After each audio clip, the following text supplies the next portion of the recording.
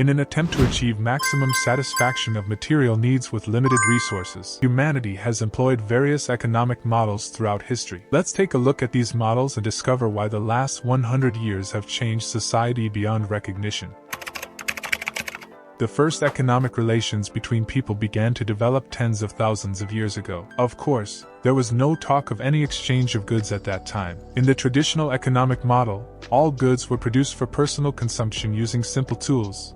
In other words, a subsistence economy. Livestock and agriculture were the main sources of food at that time, and barter was the primary means of exchange in a patriarchal economy, as money was often absent.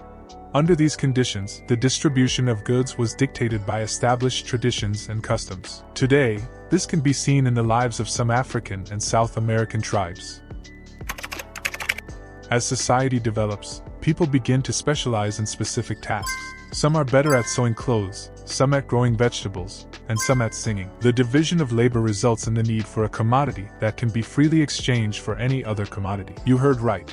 We're talking about money. Thus, money is introduced into the barter system, where goods are exchanged for goods, thereby greatly expanding the possibilities of economic relations. In fact, the division of labor and the advent of money predetermined the emergence of an entirely new economic system, the market system. From now on, products are produced for sale, they become commodities, and people are divided into producers and consumers. The creation of goods is based on private ownership of the factors of production. This means that you can use your labor force or available capital as you see fit.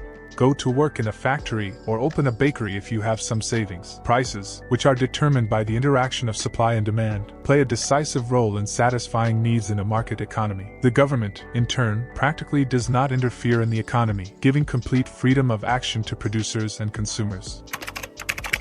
Paradoxically, as a result of pure market competition, some producers ultimately suppress others and become monopolists. The division of people into classes, previously dictated by culture and tradition, now occurs as a result of the concentration of capital in the hands of a small number of people. The subsequent wealth stratification and increasing poverty led to the emergence of a labor movement, which we witnessed in the 19th and 20th centuries in Western and Eastern Europe. The reaction to the events of that time was the emergence of a planned economy, and its most striking example is well known to you. Under this type of economic organization, private property is absent, and the state controls all factors of production. Unemployment does not exist because everyone is employed, and their income is distributed relatively evenly. The prices for the goods are fixed, which means that the car will cost the same from different sellers, if there are several of them. The government also decides the answers to the questions of what to produce, in what quantity, and at what price to sell. Thus, a planned economy, like a pure market economy, is an extreme example. The truth, as always, lies somewhere in the middle. Modern economies in developed countries are represented by mixed models, where market mechanisms are closely intertwined with elements of state planning and regulation. Which model is best? Unfortunately, there is no universal way to organize the economy, and while the debate between proponents of a market economy and a command economy continues, each country is following its own path.